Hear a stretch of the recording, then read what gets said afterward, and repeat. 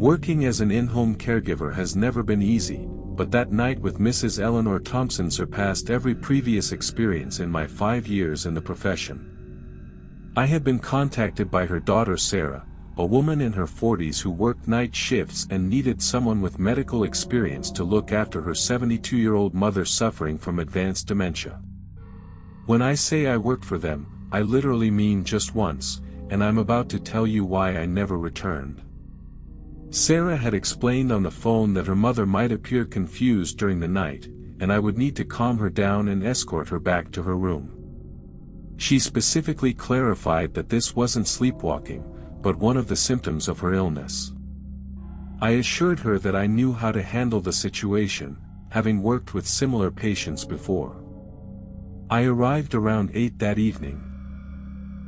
Sarah introduced me to her mother, who greeted me with a tight smile before her daughter accompanied her upstairs to her bedroom. Sarah gave me final instructions and left for work, reminding me to call her in case of emergency instead of contacting emergency services directly. I spent the first few hours in the dining room, updating my other patients' files. These jobs aren't particularly exciting and consist mainly of long waiting periods. Around 10 o'clock, I heard footsteps coming from upstairs.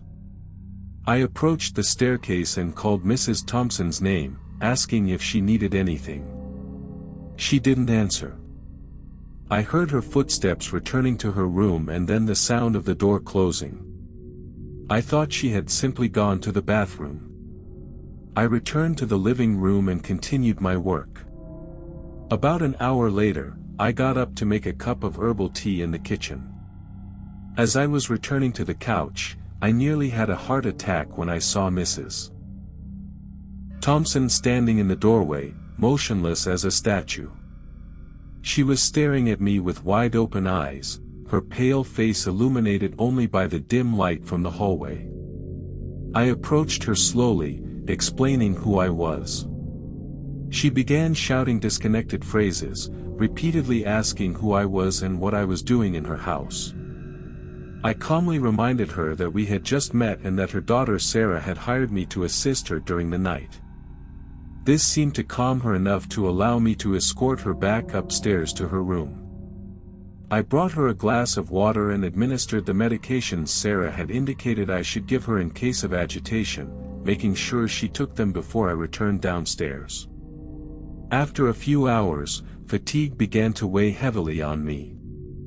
I needed to rest for at least a couple of hours. Sarah had shown me a guest room upstairs with a single bed where I could rest if necessary. I figured that at that point, Mrs. Thompson was asleep for the night thanks to the medication.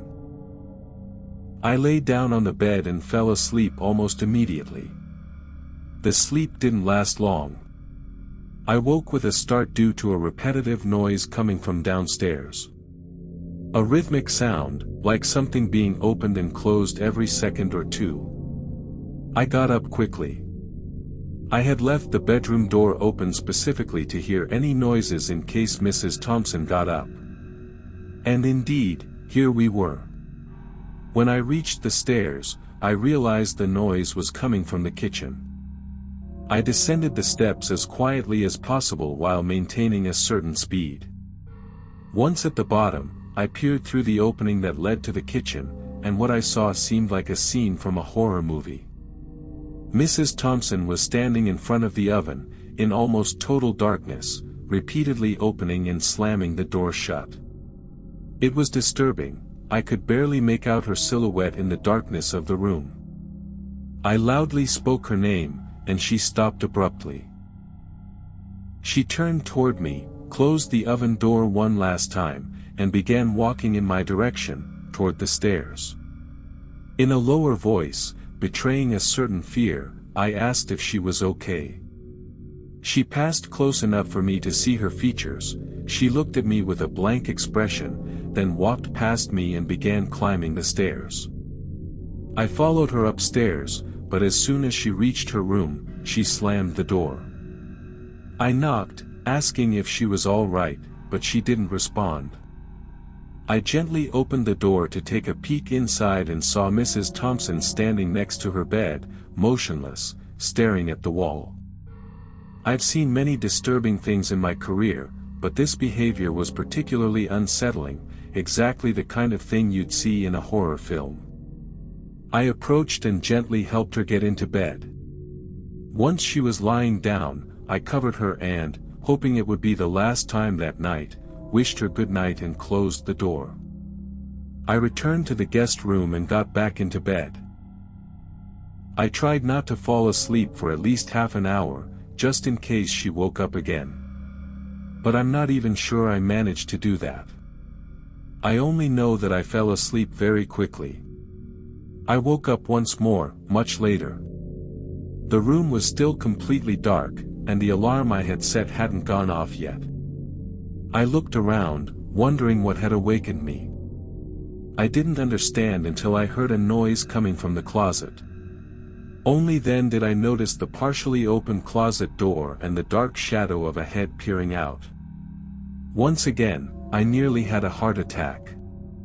I called Mrs. Thompson's name. She didn't answer.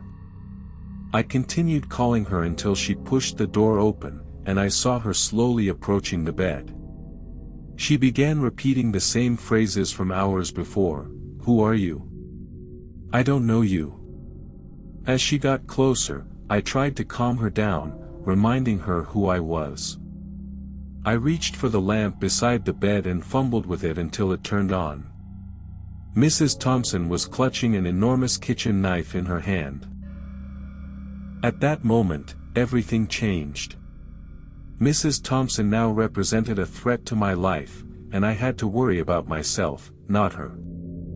I shouted, ordering her to put down the knife. My scream must have agitated her further because she came even closer and started screaming back, still repeating that she didn't know me. I had no intention of trying to calm down a dementia patient armed with a knife. That wasn't part of any job description. I quickly assessed the best way to escape and decided to act. I got off the bed on the side furthest from her, and she screamed again, "Who are you?" She brandished the knife in the air as I ran past her. It was a slow and weak movement from what I could see, but it nonetheless showed that she genuinely intended to use it. I went downstairs, grabbed my shoes, and went outside. Instead of calling 911, I called Sarah, as she had asked me to do in case of problems.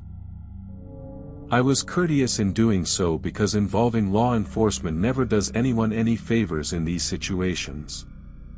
Sarah started yelling at me over the phone not to abandon her mother, and honestly, I yelled back that she had tried to kill me and that I hadn't called the police. Sarah had to leave work. Of course, I stayed outside the house, making sure Mrs. Thompson didn't leave until her daughter returned. When Sarah went inside, she found her mother back in bed, asleep. She even went so far as to accuse me of exaggerating the whole incident until she found the knife next to her mother's bed. To avoid giving her further reasons to blame me, I omitted mentioning that I had fallen asleep, but that doesn't mean I thought I had done anything wrong. After all, it was Sarah herself who had offered me that room to rest. I never worked in that house again. Mrs. Thompson was the most frightening patient I had ever dealt with in all my years as an in-home caregiver.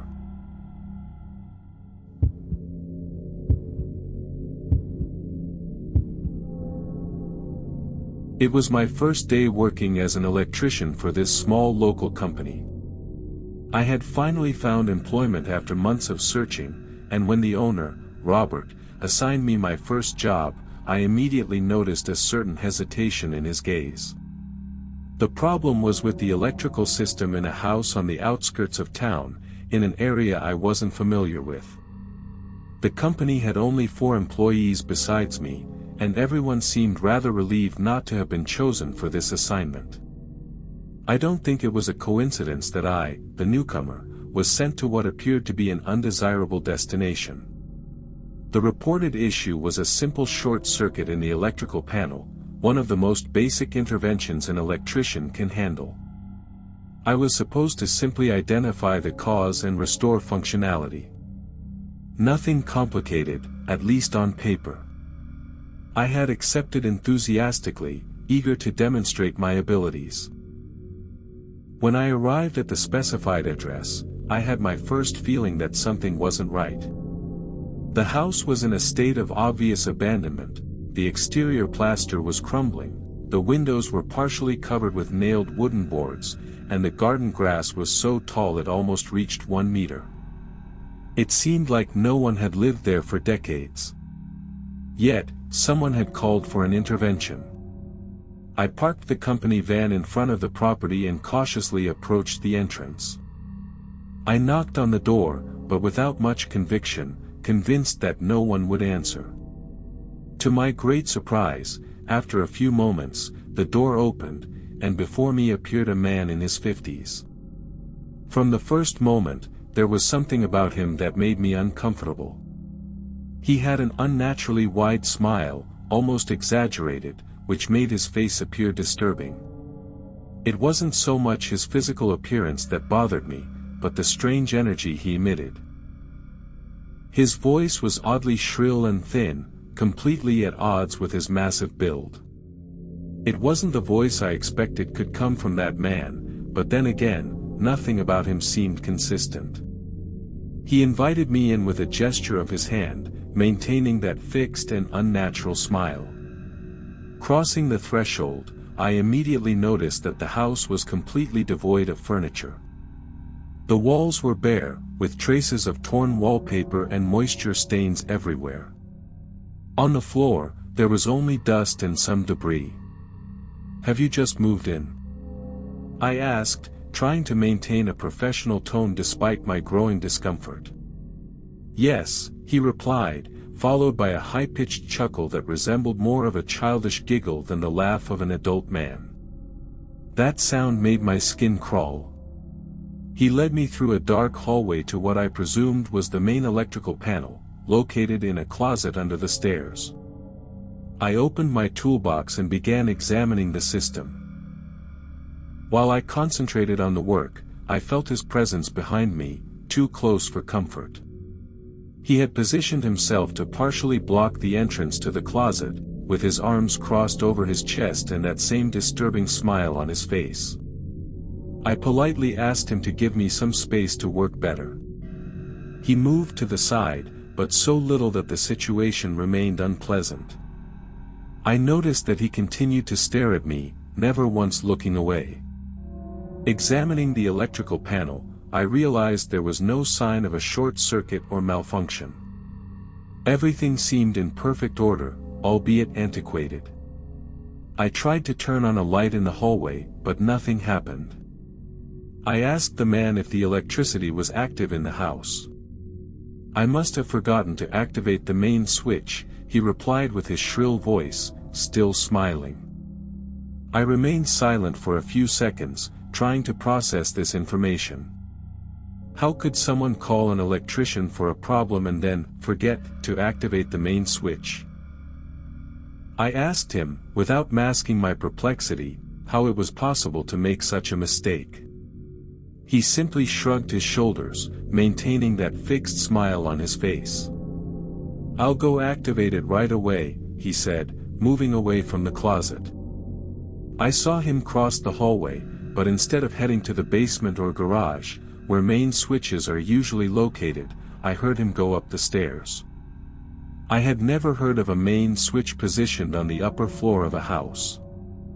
At that moment, all my feelings of discomfort intensified. After a few moments of silence, I began to hear several footsteps coming from upstairs. No longer just those of the man who had greeted me, but at least 2 or 3 other people moving quickly. Then I distinctly heard someone coming down the stairs in a hurry. In a split second, I made my decision. I didn't know what was happening in that house, but all my instincts were screaming at me to leave immediately. I grabbed my toolbox and quickly headed for the front door, almost running through the hallway. I'm not a person who scares easily. I'm almost 6 feet 3 inches tall and have a robust physique, so I rarely feel intimidated in physical situations. But there was something about that house and that man that had triggered all my internal alarms. Something profoundly wrong was about to happen, and I had no intention of finding out what it was. I managed to reach the van just in time to see, through the rearview mirror, 3 figures exiting the house and stopping at the threshold, observing me as I drove away. I didn't wait any longer and departed quickly. I called Robert, my boss, explaining that it was probably a bad joke, because it seemed more acceptable than admitting I had been frightened by the situation. I told him that the house appeared uninhabited and that there was no real electrical problem to solve. In the days that followed, I did some research and discovered that the address did indeed correspond to a property that had been abandoned for years, awaiting demolition. I retrieved the phone number from which the call for service had come and, with the help of a tech-savvy friend, discovered it was a VoIP number, impossible to trace. I reported the incident to the local police, explaining in detail the disturbing encounter and suggesting that the house should be monitored or at least sealed to prevent access. I never had reason to return to that part of the city, and after just 8 months, I found employment with a larger, more structured company. I don't know what would have happened if I had stayed in that house even a few minutes longer, and frankly, I don't even want to imagine it. Some dangers can only be perceived through instinct, and that day, mine certainly saved me from something terrible.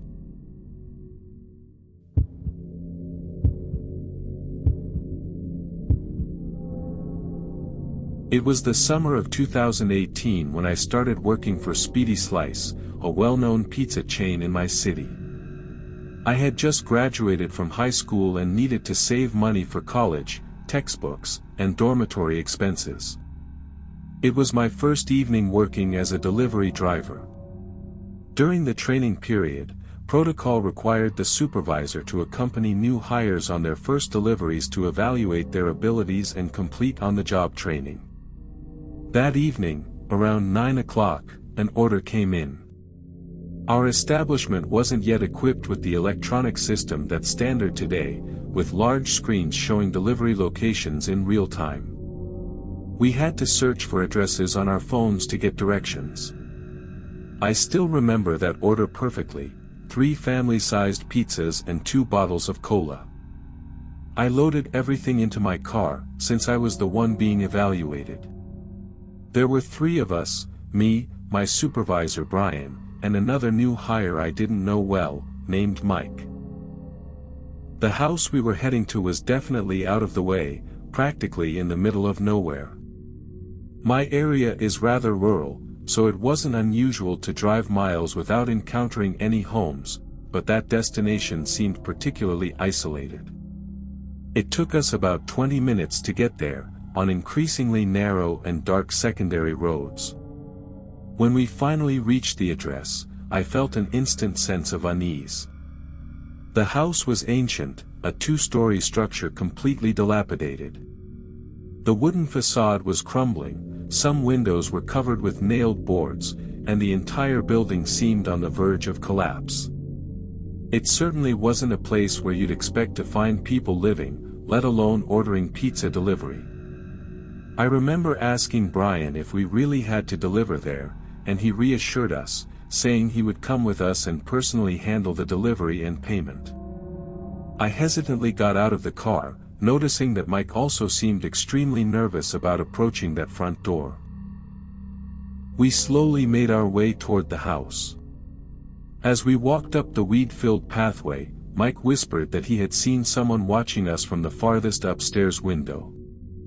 Brian told him it was just paranoia and that the delivery wouldn't take more than a minute or 2, recommending that we stay calm and be polite to the customer. I don't know how I found the courage to ring the doorbell, but I did. Naturally, it didn't work. Brian then knocked firmly on the door. No answer. We waited about 15 seconds and then he knocked again, harder. Still no answer. We were all becoming impatient, and there was a nauseating smell of something rotting in the air. We couldn't tell if it was coming from the house itself or if something inside had died. Finally, after about a minute of impatient waiting, someone opened the door, but not completely. The person opened it just enough to show part of their face, asking who we were and what we wanted. Brian explained that we had brought the pizzas they ordered.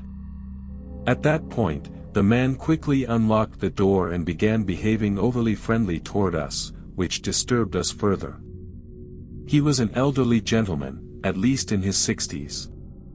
He told us it had taken him a while to open up because he had trouble moving, or something like that. Brian handed him the receipt and asked if he would be paying in cash or by check.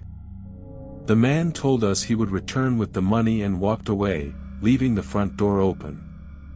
I took the opportunity to peek inside the house. It was completely empty. There was no furniture or other furnishings, just the bare floor and some rags piled in a corner. It was evident that this man was probably a homeless person who had occupied the abandoned house. It was at that moment that we heard footsteps coming from upstairs, and it didn't sound like just one person. The situation suddenly became more disturbing, and I remembered what Mike had said. Someone was probably watching us as we approached the door. Brian raised his voice, asking the man if he had found the money, but received no response. The footsteps stopped. Everything halted. A total silence fell. All you could hear was our labored breathing. Brian told us to stay at the front door in case the man returned, while he would go around the house to see if the person needed help or anything else. We nodded, and he headed toward the back of the building. While waiting, Mike and I heard more footsteps, but this time they weren't coming from upstairs. They seemed to be coming from beneath us, as if there was a basement or cellar. We looked at each other, completely perplexed, confused, and genuinely uncomfortable with the entire situation. It was at that moment that we heard Brian scream, followed by the sound of frantic footsteps. He ran toward the front of the house where we were and ordered us to immediately return to the car and leave. I've never driven so fast in my life. Once at a safe distance, Brian explained that while walking toward the back, he had seen a group of people in the darkness, gathered around a sort of makeshift bonfire, though it was very small. He had approached them and noticed that in the center was a small deer, probably a fawn. The group of men sat around the animal, laughing as if they found the situation amusing. He didn't want to go into details about exactly what they were doing to the deer, but from his expression, I understood it was something terrible. The moment he said this, I felt my heart almost stop. Mike and I resigned immediately after that episode, and I heard that Brian also left his job about a month later. I never worked as a delivery driver again. It's clear that that evening we stumbled upon some sort of cult meeting or group of individuals with disturbing behaviors, and I'm simply grateful that we left when we did.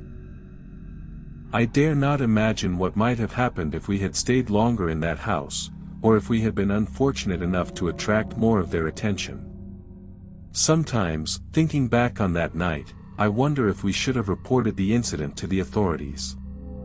Perhaps we should have, but at that moment we were too frightened and just wanted to forget the entire experience as quickly as possible. I just hope someone else had the courage to do what we didn't do.